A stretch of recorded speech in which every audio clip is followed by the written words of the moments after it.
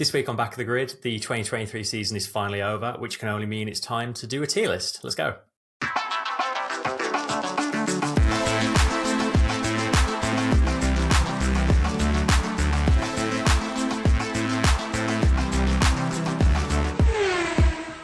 What's up, everyone? Welcome to Back of the Grid. I'm Chris, and I'm happy to say I'm joined this week by both Tom. Hello. And Stu. What's up? We've all made it. After weeks of illness and technical issues and God knows what else, we're actually finally all three of us here again. Just like the end of the actual Formula One season, we ended on a damp squib.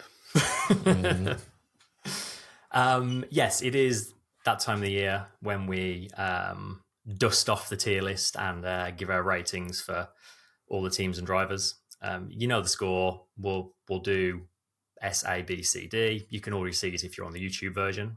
If you are there, give us a quick little like and subscribe while you're there. We'll probably share a link to the tier maker along with the podcast as well. So if you want to make your own version, send it in, you can do exactly that. Yeah. But yeah, I guess we'll get straight into it. Just before we do, just really quickly, as a measure of how interesting and exciting this Formula One season has been so far, currently the chat are talking about different kinds of phone connection, landline phone connection.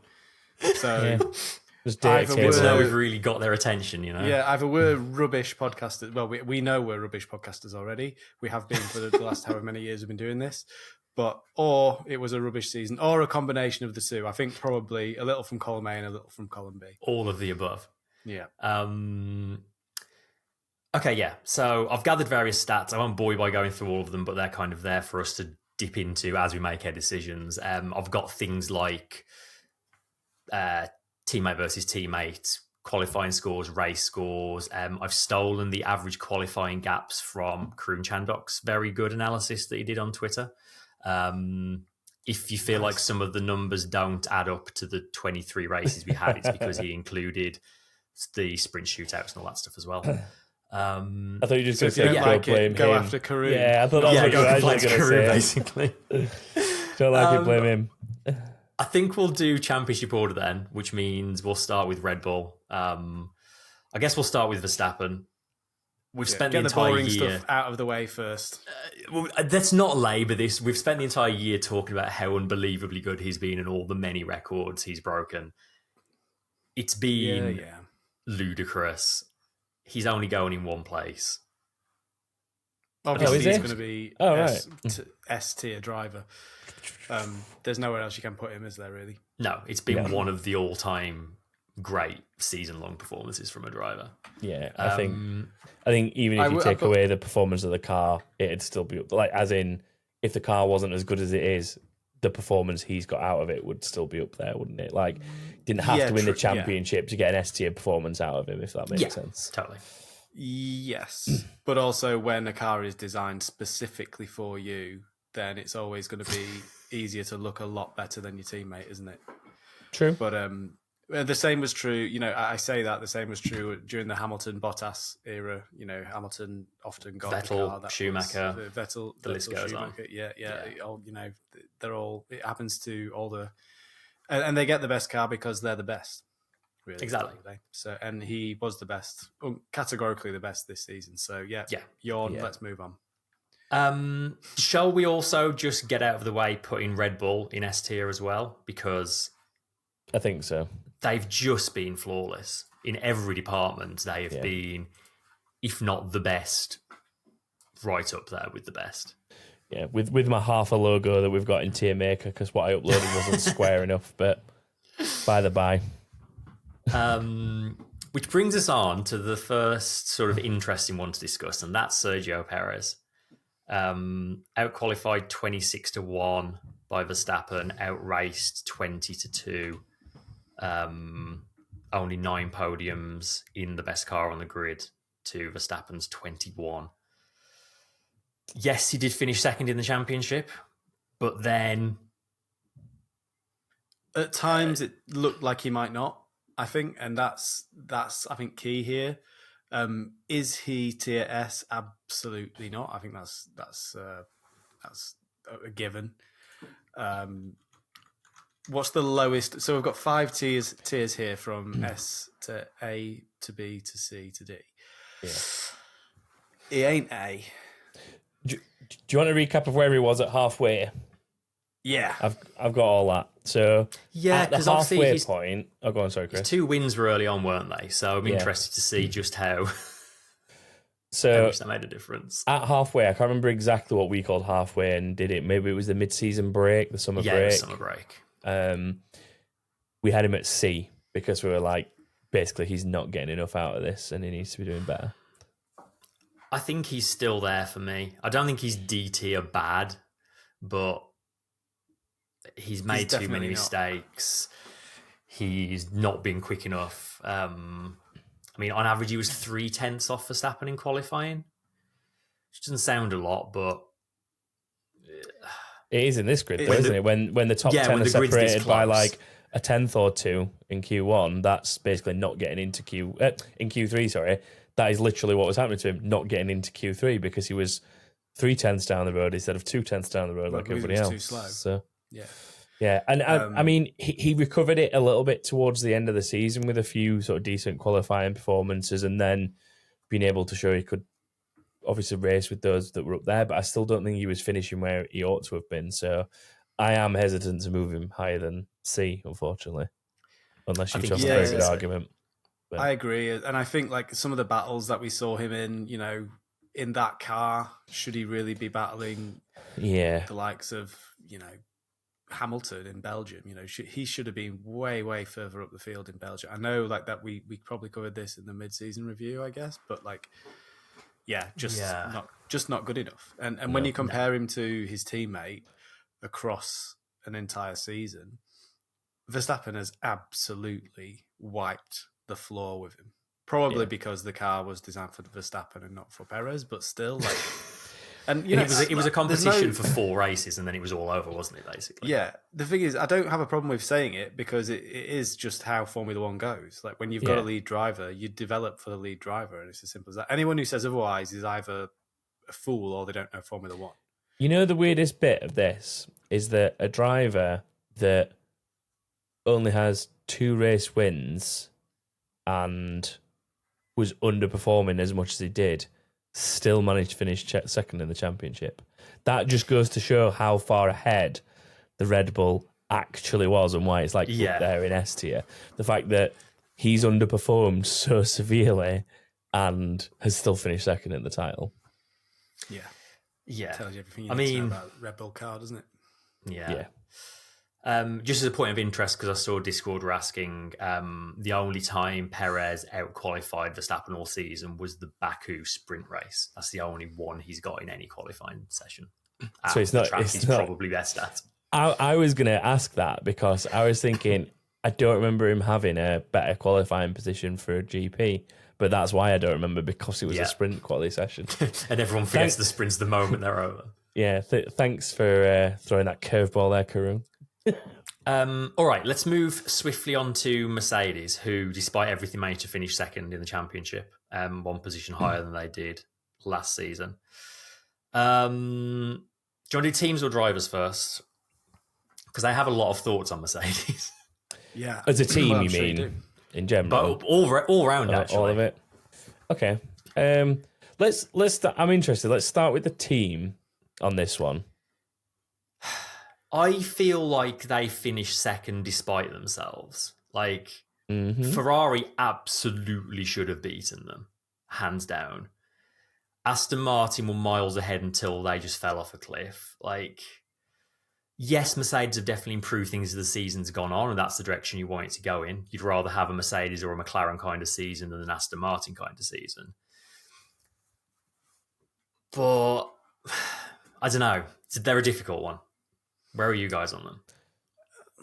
I think given where they started the season and what they started the season with, I think, that they have made very clear steps in performance at different times of the season as they've understood what they've developed and as they've sort of got their heads around. There have been flashes of real competitiveness from that car, but they just haven't been able to develop fast enough to catch up. They made a rod for their own back by developing the wrong concept in the first place and sticking with it. So that in that regard, that's their own fault, and they definitely lose points for that in my book. I think as well on that note, the lack of being able to be consistent because of not even fully understanding where they were at through most of the season anyway. Like, don't get me wrong, they've made improvements to it, like you say, and they've slowly gotten on top of it. But I think I still to this day don't think they fully understand what they've got underneath them as a car. I mean, in terms of actually throwing a ranking on it, just to kind of move it to that, I was going to kind of put them B, kind of just somewhere in the middle. Like, if they'd have not improved, they'd have been like a C or something. But because they improved and started to get the performance out of it, it's a B. But as we'll probably get to in a minute with the drivers, I think that they've finished where they have more because of like Hamilton getting more out of it than he's probably entitled to. Yeah. So the car and the team on the whole, I'm kind of middling as a B. That's kind of where I am as well, I think. Yeah, I'm a low A to a high B. So yeah, middling I think is the word for it, despite it coming second. Yeah, it is an improvement on last season for them. So let's not forget that. Yeah. Let's do Hamilton next. He ended up finishing third in the championship, 3 points up on last year, which, I mean, however bad this year for Mercedes was a lot better than the season before. Actually out-qualified by Russell, 15-13, but he outraced Russell 15-7 and scored quite a decent chunk more points than him. 6 podiums this year for Hamilton. I think Hamilton's had a really good year. His consistency has been ridiculous. Like, he just kept on grinding out results to the best of that car's ability, I think. Yeah. I'd agree there. He's kind of like dragged it. He's been dragging results out of it that, like you guys said, like he didn't really have. He does what he always does. He gets results that he's got no business getting. Yeah. Obviously, 1 or 2 hairy moments over the course of the season, namely Qatar, where he collided with his teammate. He just seemed to drop the ball. Yeah. There's one in Monza as well. He squeezed someone off of the second chicane, I think. Yeah. Piastri going into might have been the first one. Yeah, it was. He held his hand up for both as well, to be fair to this. Yeah. And then the other one was Perez, which I think was a little bit more, Spa, which I think was a little bit more grey area because obviously it was wet.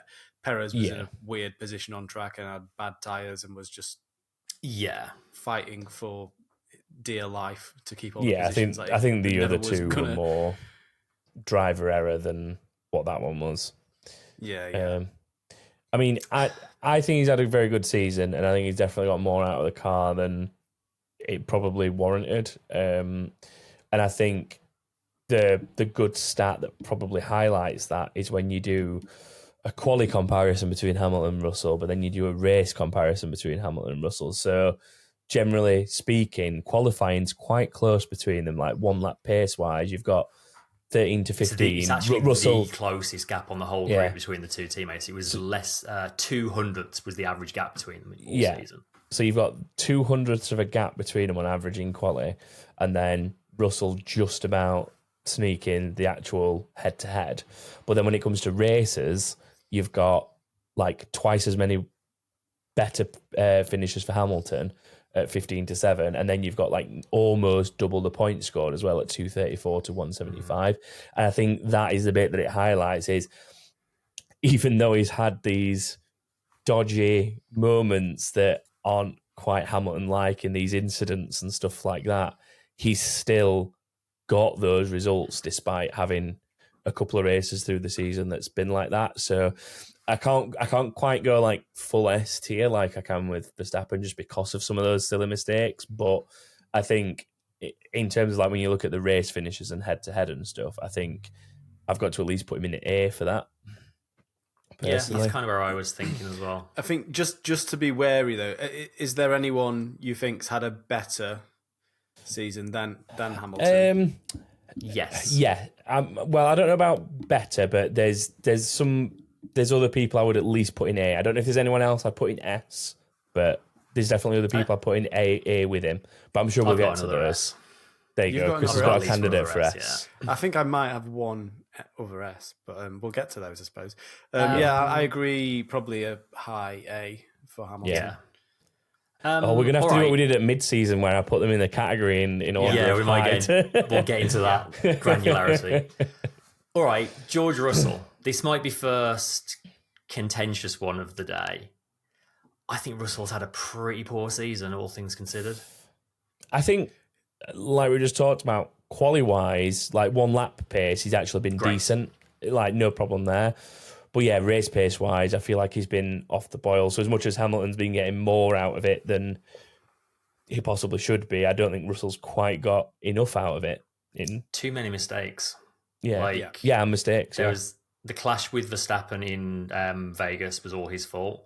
Yeah. He crashed out of a podium position in Singapore completely on him. He had a crash in Canada, which dropped a bunch of points as well. Like, you look at the points gap between Hamilton and Russell, you can make up most of that gap in those 2 or 3 mistakes that he's made. I'd be interested to know where you're going to put him then, because of where we put him at mid-season. Where did we put him mid-season? So at mid-season, Hamilton was A, as we've done with him today, and Russell was B. So essentially doing okay, but room for improvement. And that was probably true at the time, because they were a lot closer mid-season from what I remember. But a lot of those incidents and issues that you've mentioned have come as we've got further and further towards the end of the season. So yeah, I think he's probably a low B. I think he's still a B, but he's a low B. I think people low B is the highest I can put him. I think he's a high C or low B for me. So interesting. Where are you at, Tom? Where you at? I'm trying to weigh up. Has he underperformed as much as I think Perez has?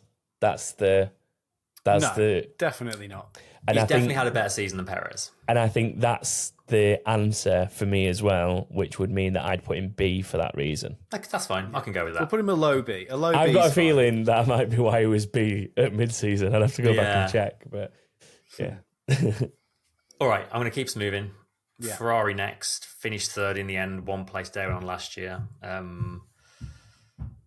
mean, disappointing year for them. We expected a lot more from Ferrari this year. I think that can only blame themselves for finishing third rather than second. Yeah. Yeah.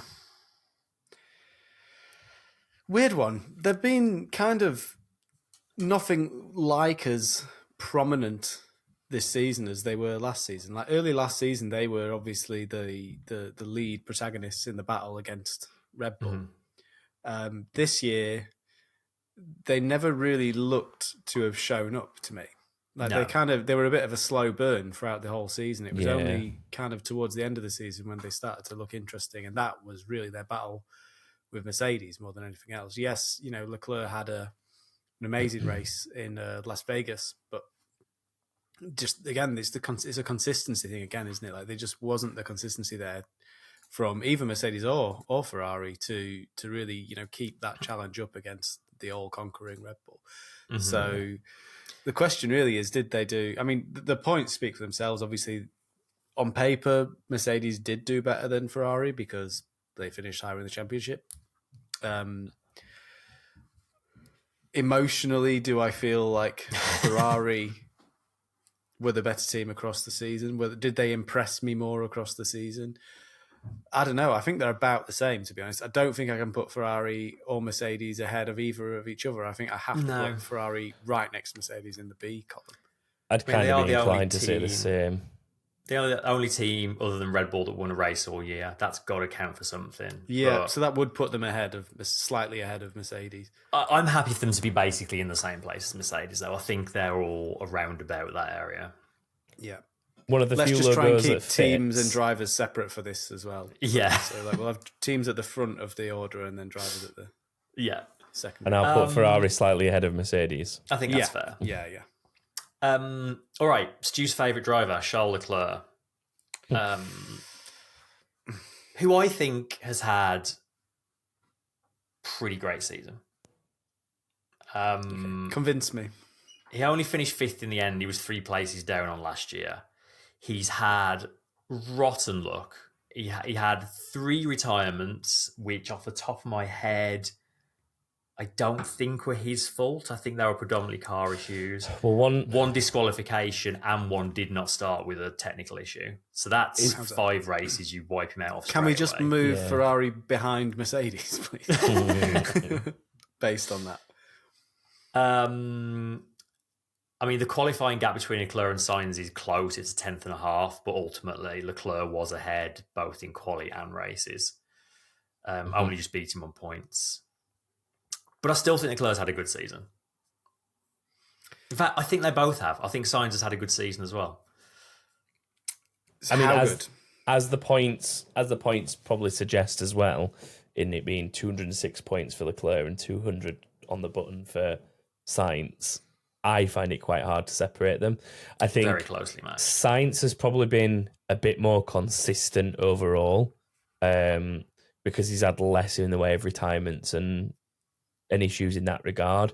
I mean, he's also had some absolutely rotten luck, same as Leclerc has. But I think he's probably been a little bit more consistent. So maybe not always had the same pace as Charles, but yeah, just been right where he, kind of just always in the same place, always there. And that's probably the story of the 2 seasons there. You've got Leclerc, who's had these really outstanding races, these brilliant flashes, but then had far more pits and bottoms and lows. And then Sainz, who's had a couple of lows and a couple of issues from the team and stuff, but generally just been consistently where he needs to be. So I think they've both had very good seasons, but for slightly different reasons. Like Leclerc for the moments of brilliance, flashing flashes, and then Sainz really for the consistency and keeping that fight going down to the end. And both of them as well for in-car strategy, gaining places and executing strategy despite Ferrari themselves, as we That's always the thing, say. the drivers are doing it despite the team a lot of the time. Yeah, I think there's a lot of credit got to go for anyone in the Ferrari seat that can manage that situation as well as they both do manage that. So I think we need a lot of credit for that. I'll open the bidding by saying both of them in A. Interesting. That would be a slight upgrade to mid-season because we had both of them in B at mid-season. But I think that could be that we thought the Ferrari was better than it actually ended up being. Yeah, I think and we probably thought they need to get more out of that car. Whereas now I would probably say they've both got the absolute, most they probably can out of that car, and on occasion done more with it, which is creeping into that A category with Hamilton, I think. Sainz won a race as well, didn't he? Sainz did win a race. Yeah, I'm happy to put him in the A in A category. I think I could go with that. I don't really mind where in the A category. Probably high A, but higher than Hamilton though.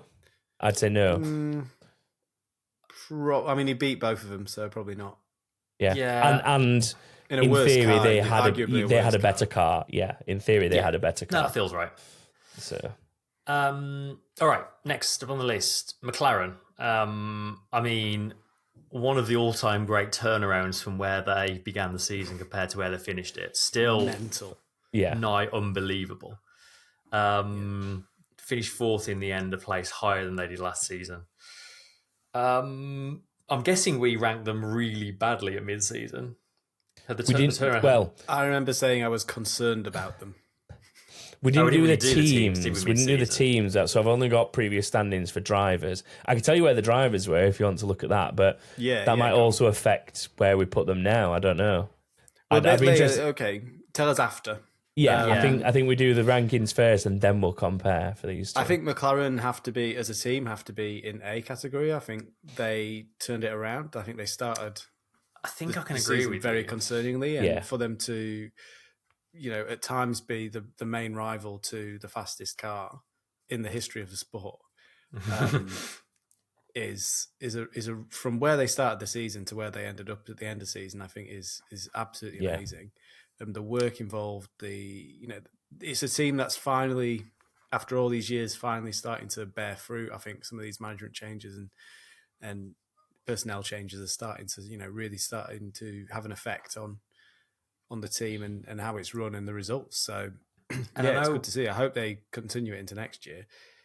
I know some people might find it weird that we put McLaren ahead of Ferrari and Mercedes, who finished higher than them, but yeah, McLaren started the season poorly, but in every respect, they've been, as a whole team, operationally fantastic. Like, design and manufacturing wise, they've turned it around. Strategically, they've been great. Driver management wise, they've been great. I mean, they set a new pit stop world record, like twice. They set it, then broke it. Yeah, happy with them there. We'll do Lando next. Okay. He finished 6th in the end, a place higher than last season. The gap was less than 2/10 between Norris and Piastri, but Norris ahead, 19.9 in qualifying and 17.5 in races. Yeah, I felt like Norris tailed off a little bit towards the end of the season. Definitely sort of maybe a bit of fatigue sort of started to set in, and the performances didn't quite seem to be where they had been earlier in the season. But I do think he has had a very good season, especially given what he started with and what he ended up with. It's one of those seasons where McLaren, we wouldn't be able to put them in that A category without some absolutely stellar performances from both of their drivers. So, they've really had to maximise the package when they have had it, and I think they've achieved that. I think they have been able to do it at the times when they've had the car that'll deliver the goods. Mm-hmm. So, I would put Norris probably in the A's, but below the two Ferrari drivers. Oh, do you think? Or maybe in between the two Ferrari drivers? I mean, I'd have had him above both Ferrari drivers. I think Norris has probably, for the most part, done better than if I was a team with what he's been given. If I was a team principal hiring a driver based off last season, I'd be taking Norris over the two Ferrari boys, I think. Yeah, that's a good way of looking at it, actually. Yeah. Okay, I can agree with that. Yeah. It's interesting you mentioned like Norris maybe comparatively tailing off a bit. An interesting little added stat that Karoon provided was that although the qualifying was 19.9 to Norris, since Spa it's actually been 8.7 to Piastri, which is interesting. Yeah, which brings us on to Piastri, who I'm going to push to put in S. There we go. It's all about. I'm thinking expectation versus reality, and him to come in as a rookie and do what he has done this year, I don't think anyone would have expected that. Despite all the hype around, I think he came into this. I can't think of a driver since Lewis Hamilton that's come in as a rookie with the amount of hype around them that Piastri Magnussen, maybe. Magnussen had a lot of hype when he joined McLaren. Yeah, maybe. But he didn't perform. Max Verstappen, that's a good example of when he scored. I think he's lived up to and surpassed that hype this season, honestly. Yeah, me and you, I can't remember if we did it on a podcast or if it was a separate conversation, Chris, but I do remember me and you having the conversation about it of like a full rookie season to this standard. I don't think I've been this confident in a rookie's potential after their first season performance since Hamilton. That's fair. I mean, to be out the front, like Max 100% showed huge potential in his first year at Toro Rosso, but was he ready to win a championship then? No. I think Piastri, genuinely speaking, if you put him in the right car, he could fight for that title now. If that McLaren is good enough next season, I think he can be there, and that's the slight difference between Verstappen's rookie season and Piastri's rookie season, in my opinion. And their age as well helps. Yeah, I'm not even going to dare ask it. Actually, I'm not going to bother. You don't want to know. I think, you've convinced me as an S.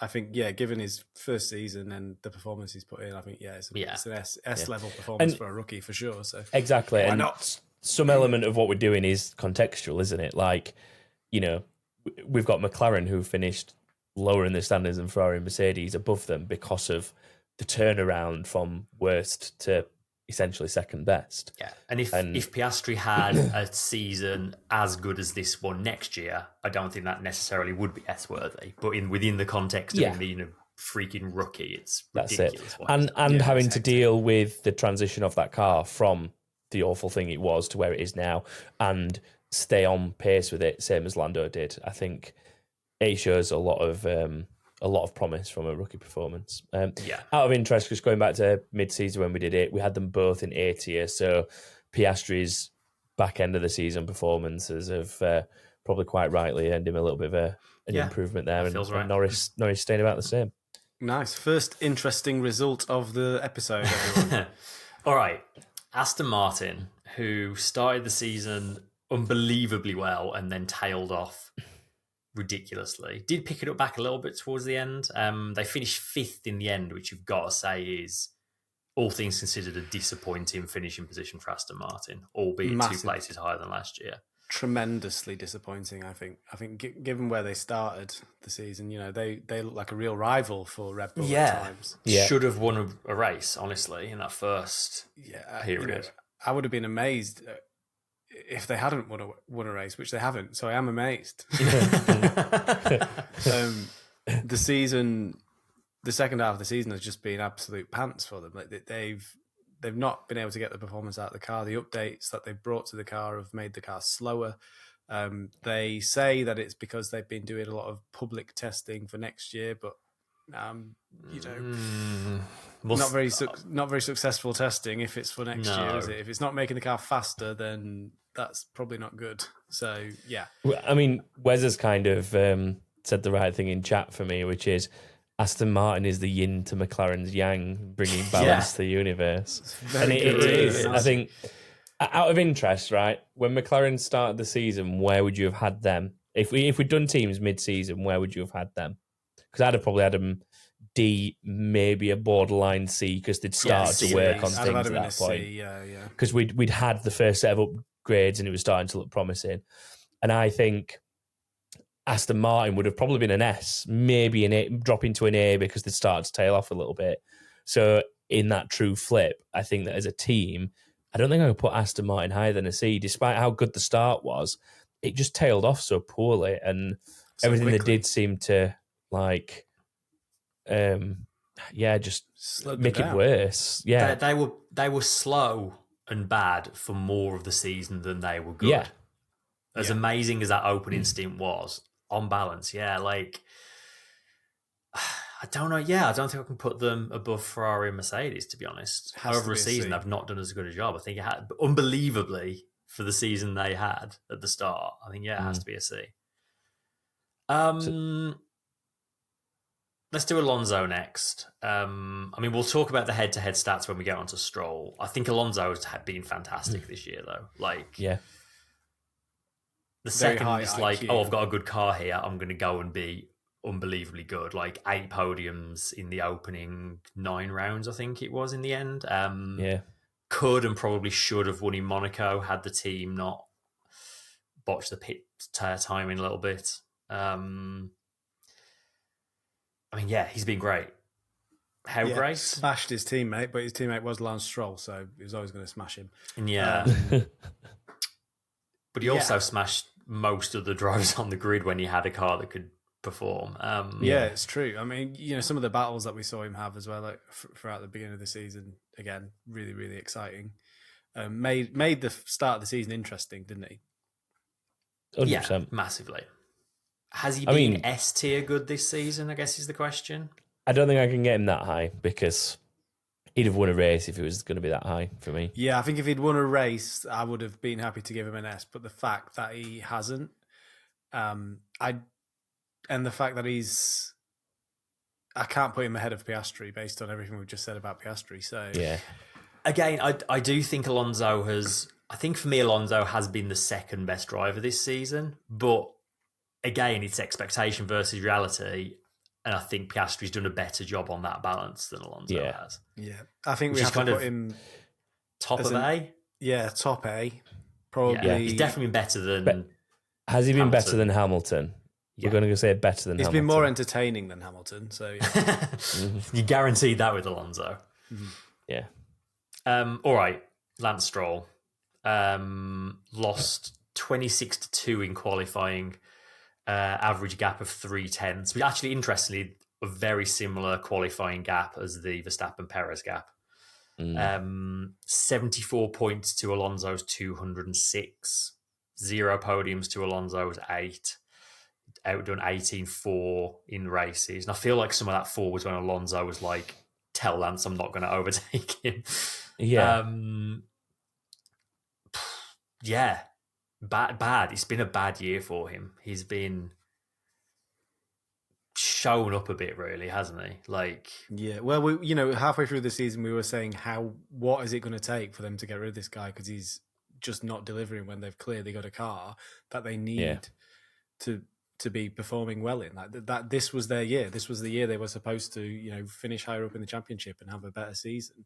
And it hasn't. I think they could have finished higher if they'd had a second driver who was scoring more points on a regular basis. Yeah, definitely. And he's cost them. There's no doubt he's cost them positions in the championship. Oh, absolutely. Hasn't been there. So I think you have to put him in a D. I think he is the first D. It's just not. It's harsh, but it's funnily enough, you've got to be better. It was there mid-season, so anybody's done nothing since mid-season to change our minds on that, I suppose. No, ironically, his best races were at the start of the season when he was driving with a bleeding broken hand. Like, what's going on with that guy? and we still put him in D category for that. Yeah, poor. Right, let's keep moving. Alpine's a really interesting team. So they finished 6th, which was 2 places lower than the year before. They had the second closest qualifying gap of any team. 3/4 of a tenth was the average gap between the 2 drivers. Qualifying, Gasly was 17 to 11 ahead. Races all equal 11-11. Points, there was only 4 points between the 2 of them in the end. They were next to each other in terms of championship position. Both picked up a podium. The one big difference in the 2 drivers' seasons really is that Ocon probably had even worse luck than Leclerc did this year. Ocon had 6 retirements, of which I don't think many were his fault. He's had so many car issues. It's a really interesting matchup with those 2 drivers, though. Yeah, when you look at those stats, you kind of think, well, for the team, for the points at the end of the season to be as close as they were, and for the sort of key stats to be as close as they were, you kind of feel like those 2 drivers must be getting the absolute maximum out of the car. Yeah. Or you could go the other way and go, well, it's 2 average they've got 2 average drivers and they're in an average car. I mean, so it's a hard one. You're not far off summing up where I was going to put all this, to be fair, with that statement. I mean, to just throw it out there, I was kind of going to go B tier for both drivers and C tier for the team, because I think the team's underperforming, in my opinion. They're not where they should be, but the drivers have at least done kind of the best they can with it. I don't think either of them have done anything like outrageous with it. I mean, Ocon had his moment in Monaco, didn't he? And that basically at mid-season, that had him in a B tier and Gasly was down in C, saying we think he needs to do a bit more. I think over the course of the season, Gasly's probably closed that gap a bit, as the championship standings and the results probably suggest. I'd be interested to know what the head-to-head was at mid-season when we did that. I'm going to assume Ocon was a little bit ahead at that point. Probably. That would be my suspicion, for sure. But yeah, I think overall, there's not much between them, and they're doing better than what the team probably warrants with where the car is. So, like I said, both drivers B and Team C, unless anyone's got any arguments with that. I'm with you. Love it. There it goes. Right, next one. Next up, Williams. So they finished 7th in the end, 3 places up on the season before, which I think is the biggest jump in terms of championship position of any team, if I remember rightly. Jump forward, biggest jump forward, Yeah. Like, you always... I feel like most F1 fans always want better for Williams just because they're Williams, but I think all things considered, with where they've come from the last few years, fairly solid season for them. I think they've been doing a decent job with what they've got and what they're working with. Yeah, I think there's signs of improvement. They're definitely... they're clearly moving forward. They're doing a lot with a little. I think the new management has definitely brought a lot to the table for that team, and it's starting to show in the results. Like James Wells said, he was amazed that they were managing to even build a Formula One car with the resources that they had, with the sort of tracking and production process and things that they had. So all of that stuff will obviously slowly improve the team. And yeah, they're already on the right path. I think it's a good season for Williams, especially to jump ahead by 3 positions. Yeah. Despite having Logan Sargent not scoring a single point, is that right? Or did he get 1 point? No, he did. He got that 1 point in COTA after the disqualifications. Yeah. So I mean, the Sargent point thing on the technicality almost became a bit of a meme, didn't it? But yeah. I think they've done all right. Williams, this year. Mate, how do you feel about a C between Aston Martin and Alpine? I would put them higher than Alpine. Yeah. I think given just what they've achieved with what little we now know they have, I think that puts them ahead of Alpine. And I think the thing that puts Alpine behind them is probably on the opposite side of the spectrum, some of the political unrest within that team has kind of really derailed them and sent them in the opposite direction. So yeah, Williams ahead for me. Yeah. So in terms of their drivers, the biggest qualifying gap of all, it was over half a second between Albon and Sargent on average. It's also the only clean sweep, 28-0 in Albon's favour, 19-3 in races. Albon got 27 points to the 1 that we mentioned Sargent got. Albon's been great this year. There's been a couple of silly mistakes where he's thrown away some potential big points. He crashed out of the points on his own in Australia early in the season. And I feel like there was another one. Zandvoort, maybe, I think he made a mistake that cost him some points. There's been a couple of mistakes in here from Albon, but otherwise he's been very, very good. Yeah, I would say he's been better than Perez, which is kind of becoming our yardstick here because Perez is a C. Mm-hmm. And you kind of got to put him in the B category, I think, Albon. I'm almost leaning towards an A for Albon. Really? A for Albon. So mid-season, we had him low A's. We had him basically being, at the time we thought, better performing than the likes of the Ferrari pairing, Russell, Ocon, and the Alfa Tauri pair at the time, which was Tsunoda and Ricciardo. And I think that all still rings true. So I would either put him as the highest B or the lowest A. I think A feels a little bit more rewarding to put him the bottom of the A's. I think especially given that Williams basically stopped developing that car mid-season and he's still pulled off some really good qualifying positions and got some points. Yeah, definitely. Yeah. Sargent. So obviously, since we were last recorded, it's been confirmed that Sargent's keeping his seat for next year, as we've suspected for a while. Ultimately, I think towards the end of the season, he has shown signs of improvement. I think he just about deserves a second season. Do I think he's any higher than a D despite that? Has he had a better season than Lance Stroll? I mean, he's had a... This all comes back to the Piastri comparison, I think. It's all about expectation versus result. Like, for me, D is, like, you're not even close. And C is sort of, you've not been as good as you should have been, but, like... There's glimmers, like there's opportunity. You know what I mean? You can see the potential. Like Perez, we know Perez has been around the sport a long time. We know he's not trash. Like that's why he's not in DTA. Like, do you know what I mean? Alpine, Aston Martin, Williams, like they've not been awful. They've just not got the best out of it. And I think that's what C is. I would probably say that he's like the low end of C because I think D is you are not pulling your weight at all. You need to be gone. I think as we've talked about, Sargent definitely needs to improve, but for a rookie season in a team at the back of the pack, I don't think he's been that awful. He's not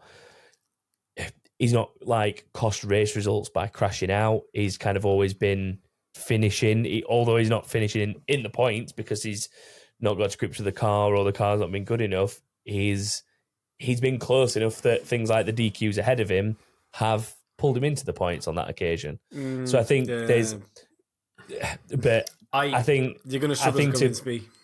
I mean, we had him in C at mid-season, so what has he done since mid-season that's worse than where he was then? Well, this is it. He's not done anything, has he? I think my issue, Tom, is just the quali gap between the two of them, and it's the fact that he's just been absolutely rinsed out by his teammate the entire season. I think if he'd beat Albon at any point, then I would be happy to give him a C, but I'll have him ahead of Stroll, but I can't put him in C because he's just not. He's not delivered, as far as I'm concerned. I'm with Stu, I'm afraid. He's definitely higher than Stroll. Like, Stroll's a guy who's got 7 years experience under his belt now, and he's still that bad. We need to give him a chance. I think give him another chance, give him another year. Yeah, definitely. He deserves his second season for sure. I think out of those two, there's one that you're 100% firing if you're a team principal. Like, categorically, you would not keep Lance Stroll. If you're a team principal. If you're a sort of unbiased team principal. Yeah. I mean, out of interest, if you had to fill a seat with one of those two drivers, which would you take? It has to be one of those two. Oh, it has to be Sargent. Like we at this point in time, we've seen everything Lance Stroll has to offer, and the answer is not much. At least with Sargent, you're getting someone with a ceiling above him to improve into. Yeah. The next time we do this, we need like Lance Stroll's own tier just to put him in at the bottom. Just like Stroll on his own. All right, let's move on to the most complicated team on the list, which is Alfa Tauri, who've hilariously got 4 drivers on this list. We'll do the team quickly first. They finished 8th, actually a place higher than the season before. I mean, they had an awful car for most of the season and then kind of came good and scored some points towards the end. I still think are they a D tier team? They've been pretty poor. I think the improvement wasn't enough, and that combined with just the management of the drivers. I mean, to be fair to them, I guess one was injured. It's not really their fault that they ended up with a 4th driver, but I think just the whole who will it be, when will they swap, like all that kind of, it just detracts away from what they should be doing, and probably should, because once things got a bit more settled, they actually started improving. So yeah, it's like everything you heard around AlphaTauri is around the wrong stuff. None of it was making them get better results. It was just until the final race of the season, pretty much. Yeah. I mean, any arguments to put them higher than a D? I don't think so. It's probably been the slowest car all season, hasn't it? Yeah, I wouldn't put them any better than Alpine. So no, exactly. Let's do Tsunoda first, because he's the kind of common denominator in terms of the driver pairings. Tsunoda actually beat all 3 of his teammates this season on pretty much whatever measure you can come up with. He was the better qualifier than all 3 of his teammates. The only driver of the 3 that outraced him was actually Liam Lawson. Tsunoda finished 14th, 3 places up on the season before. He scored about 15 points total, I think. I think Tsunoda's had a good year. I think he's done a lot he had a reputation of a driver that was quick but crashed a lot, and I think he's done a lot this year to kind of fix that reputation. And as we've said a couple of times this season, I think if and when Red Bull come to need another driver for one of their cars, Tsunoda's at the very least put himself in the conversation. Yeah, I agree with that. I think for me, he's a mid B for me. I think he has defeated all 3 of his teammates this season, but also I think there's an argument to say that all 3 of his teammates had a lot less seat time than him in that car. So of course, that's true. Yeah, and the fact that I would have maybe had him at a low A, maybe a high B rather than a low B. But the fact that Lawson beat him, for me is kind of that he shouldn't. If he's number 1 driver at AlphaTauri, Liam Lawson shouldn't be beating him. So yeah, he had a harder time against Lawson than he has against Ricciardo, which is mad. Yeah. In fact, I think Tsunoda's been at his best when Ricciardo's been in that other seat, which maybe says something about what Ricciardo brings to the team in terms of his experience and help set up a car or whatever. But that's a whole other conversation. Maybe a combination of that and a very weirdly different mindset from Tsunoda. Like, they're both pressures, like a pressure of a rookie joining to fill in for an injured driver, and the experienced guy that's like fighting to get back into the Red Bull seat. Like, they're two very different, they're two very high intensity pressure scenarios for Tsunoda, but they're both also different in the sense of, like, Ricciardo's a threat to his potential of a future Red Bull seat, but not necessarily his Alpha Tauri seat. Yeah. Lawson, however, was a threat to his potential Alpha Tauri seat. Yeah, Lawson wants his and car. I think they're basically different threats. And I think you maybe saw that in how much more relaxed and on it he was with Ricciardo, because he just went to work beating Ricciardo, frankly, once Ricciardo was back. Like, Ricciardo had like one quali session, I think, where he outperformed Yuki, and then once he was back, there was and then the that race was in it. Mexico. Where the race result in Mexico. When he outdid him, but that was the only one, really. But yeah, like, I think that probably helped a little bit. So I think, I don't disagree with where we've put Yuki, but I'd struggle to put Ricciardo there. I'd have to drop Ricciardo, to be fair, I think Ricciardo into C. I think he's disappointed me. Like, not awful, but he's disappointed me in terms of what I expected from him this season. It's just it feels harsh to be judging a driver who's had such a small number of races and broke his hand during it. Yeah. But I think you have to put Ricciardo in a C. Could do better, really. But we've got to put him ahead of Perez because it's extenuating circumstances. Also, just because it's spicy to put Ricciardo ahead of Perez. And we'll probably upset a few people. There's a Red Bull spice. It's all about those comments, isn't it? Watch out, downloads in Mexico. Who are we doing next? Let's do Nick De Vries next. Done. As much as I feel sorry for the guy, he does have to go in D. I mean, we put him there at mid-season, and he wasn't here after mid-season, so we can't really change it. Job's done. So I will say I do think it was premature of them to ditch him. I think he needed. I think they should have given him more of a chance. But I mean, I also don't think he was ever the right person for that seat in the first place. He was kind of set up to fail. And I've seen Blaze and maybe a couple of others make a case for AlphaTauri should maybe be a C because they started to improve. Unfortunately, elements like that is at least why I keep him in a D, because it's not just the performance of the car, it's the whole thing. And stuff like maybe he wasn't the right guy, full stop, and then the whole will they, won't they sack him, and just making life uncomfortable for the drivers. Yes, I know, I'm fully aware that Red Bull probably have a huge part in the say of what happens there, but for it to be aired so publicly and stuff like what they do, it's just not good for the team and the drivers, and I think that's why they end up down there. The interesting question is going to be where we put Lawson in all this. Lawson's good, man. He only had 5 races to show what he could do, but like to pick up points after being like parachuted into a car with no notice like that. He did a really good job. In C next to Ricciardo, maybe.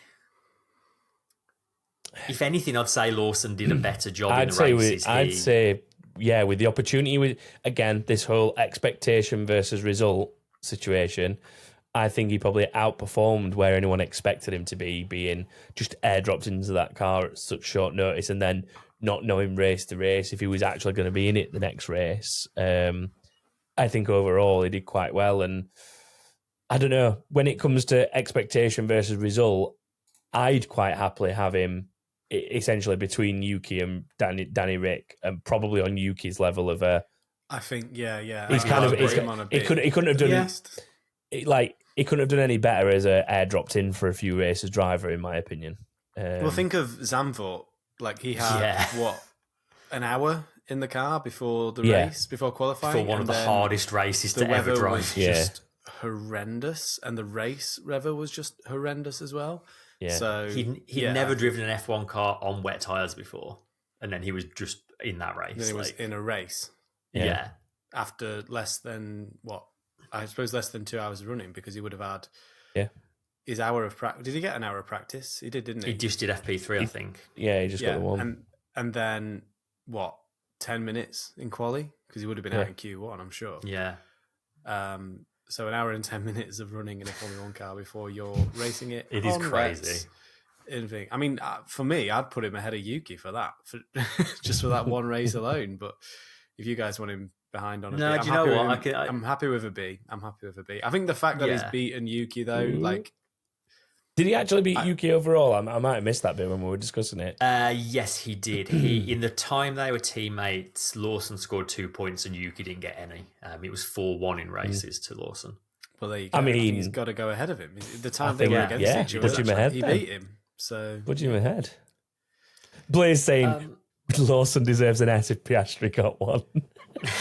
You know what? I think if he'd done a whole season, he might have been able to achieve that.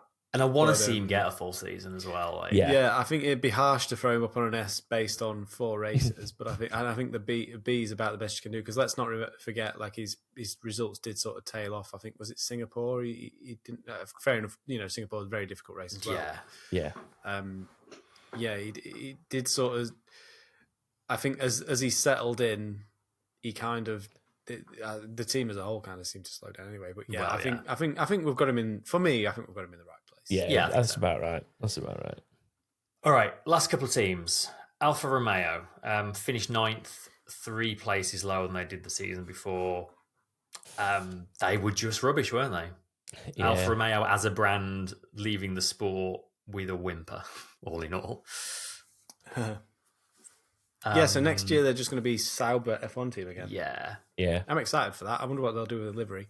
I hope they do some like heritage kind of throwback liveries too. Calm down. That's a March episode. That one. They were very much like also Rands for the whole season. For me.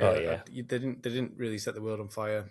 Didn't really notice too much about them other than when Bottas was sort of doing the odd thing here and there, getting naked. So. Non-racing situations. Yeah.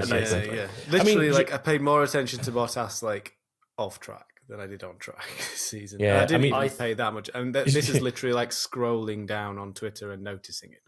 So Joe had a slightly better season of the two, I think, from what I like remember seeing. I feel like you'd be forgiven for thinking that Bottas didn't compete this season.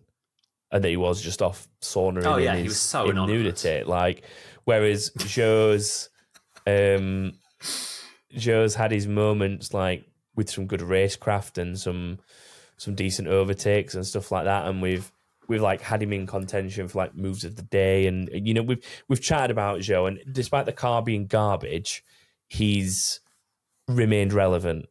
And you'd have genuinely thought that given the experience of those two pairings, that should be the other way around, surely. Bottas should be the one sort of keeping the team semi-relevant while the car's garbage, and Zhou Guanyu should be like not doing that, but the less likely of the two to be doing that, I guess. So I think overall, I think the team and Bottas end up being a D for me, and Zhou's probably a C. I mean, like the qualifying gap is only a 10th between them in Bottas's favour, and like it's easy to forget that Bottas is or at least was an unbelievably good qualifier. Like he beat Lewis Hamilton to pole many times, and Lewis Hamilton is statistically the best qualifier of all time. Like I think in his Mercedes era, Bottas was never out of Q3, and like is this about right. Is this Bottas just losing interest and fading? Is this Zhou being better than we maybe give him credit for? It's really hard to tell when they're in a car as crap as the Alfa Romeo. It's probably a bit of both. I think it probably is a bit of both. I think it is like a bit of a...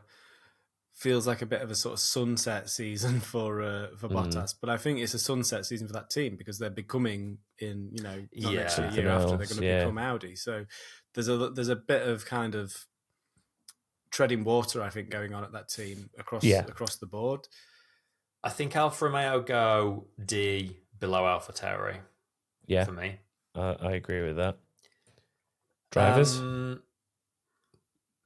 like they both had their moments. True. I mean, looking at it statistically, Bottas has actually performed better than Zhou, which like I say, from what I remember of the season and the way it's played out, doesn't feel right. But also he should be. Yeah, I think it's low C for Bottas, followed by low C for Zhou.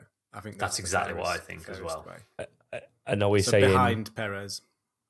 Are we saying Zhou's better or worse than Bottas? Zhou's worse. Yeah, I'd put Zhou slightly lower. But categorically had a worse season. So. Both fairly middling. Out of interest, just for very quick comparison, Zhou was a low C at mid-season. Bottas was a D. Oh, there you go. Yeah. Did I ever compare Tauris very quickly? Yuki was a B, Ricciardo was a B and has dropped. De Vries was a D. We said that, and obviously Lawson wasn't around, so he wasn't on the board. That feels fine. Yeah, I'm fine with it. And then last team, bottom of the pile, 10th place, Haas, lost 2 places on the season before. Qualifying gap was just shy of 3/10 in Hülkenberg's favour. No one was surprised to know that Hülkenberg won the qualifying battle 19-9. Slightly closer in races, 13-9. Hülkenberg scored a handful more points. But all in all, I mean, every single race when we talked about Haas, it was to say one of them qualified well and then they just fell backwards down the order. And it was just for every the typical Haas form. D for everyone, to be honest. I think Haas are definitely in a D. They've had a rubbish car that they've struggled to sort of do anything with. They have fallen back through. I guess it's one of those cars that they've just not been able to get the most out of because the car just doesn't have it to give. It doesn't work. Let's look at it this way. Has Magnussen had a better season than Perez? No. Has Hülkenberg had a better season than Perez? No. Have they had better seasons than any of the drivers in D? Yes, probably. I think maybe. I think Magnussen's been really disappointing this year. By the standards that he's kind of set for himself, I think Magnussen's been disappointing. I would probably bottom of C, I think, for Magnussen. Even behind the Alfa drivers. I think he's around them. And then Hülkenberg? Hülkenberg, actually, I think, has been pretty good this year. His qualifying has been unbelievable. The positions he's dragged that car into in qualifying has been great. He's just it's so hard to tell because that car just can't do a race at any kind of speed because it just can't look after its tyres properly. So it's really hard to tell exactly. I do think Hülkenberg has driven well, certainly better than I expected him to. Those quality performances have been good. He's carried on that ability from the season before, hasn't he? Maybe we put him high C, above Ricciardo. I mean, for context, I'll give you some context. So at mid-season, we had Hülkenberg in B, sandwiched between Yuki Tsunoda and Daniel Ricciardo. So I think he either wants to be the bottom of B behind Yuki or the top of C in front of Danny Ric. That still feels right to basically be between those two. I'm more inclined to keep him as a B because I think that the quality performances that he's put in have shown those glimmers of Hülkenberg's, potential that we know from the many years that he's been around in the sport, and why a team like Haas went back to him as a driver that's been in and out of the sport a while to give him a permanent seat because he's shown on multiple occasions he can do similar to what Lawson did and get airdropped in and get performances. So I think he's shown he's still got that caliber of talent, and the car's race pace has just let him down. I think what he probably needs to do going forward is show that he can help them develop that car. That's maybe what's missing at the minute. Yeah, but or just get a better car. Go to a better team. Put him in a better car. It's easy. Just go to a better team. I think lowest of the Bs is fair for Hülkenberg given his quality things. But I mean, I think Chris has got deciding vote because you want him mid to high Cs and I want him low B. Looking at the other drivers around him, I think Hülkenberg has done more things of note that have impressed me, given the situation he's in, than Ricciardo or Perez. Actually, that's. I think that's fair enough. I think it's difficult because we spent the entire season just having Max Verstappen smashed into our faces every single race, and not really much talk or coverage of much else. So, yeah, I think I think, it's hard to keep track of like some of these lower drivers. But if you guys, I trust your judgment. If you think Hulkenberg, then I'll trust you to put him there because this really matters. This does matter. But that's it. That is all of the many teams and drivers this season. If you want to have a look at our tier maker and make your own, as I say, we'll put the link in there and you can go and have a play yourself. Please do send over the ones you've made. Be interested to see how yours differ from ours. There was a little bit of inbox sent in this week, but I think given how long this has been, we'll maybe save that for next time. We'll bundle it all together because obviously at this point in the season, nothing is particularly timely because there's not a whole lot going on in the world of F1. But yeah, that'll probably do us for this week. So we will be back over the next few weeks with other stuff. There'll probably be a Christmas quiz as we normally do coming up. We might do a few other season review bits and bobs. There's a couple of other ideas in the pipeline. And I'm sure before we know it, we'll start having livery launches and all of that business. Can't wait. I love livery launch season. That's like one of No, my I do. favourite It's like the times best of the bit.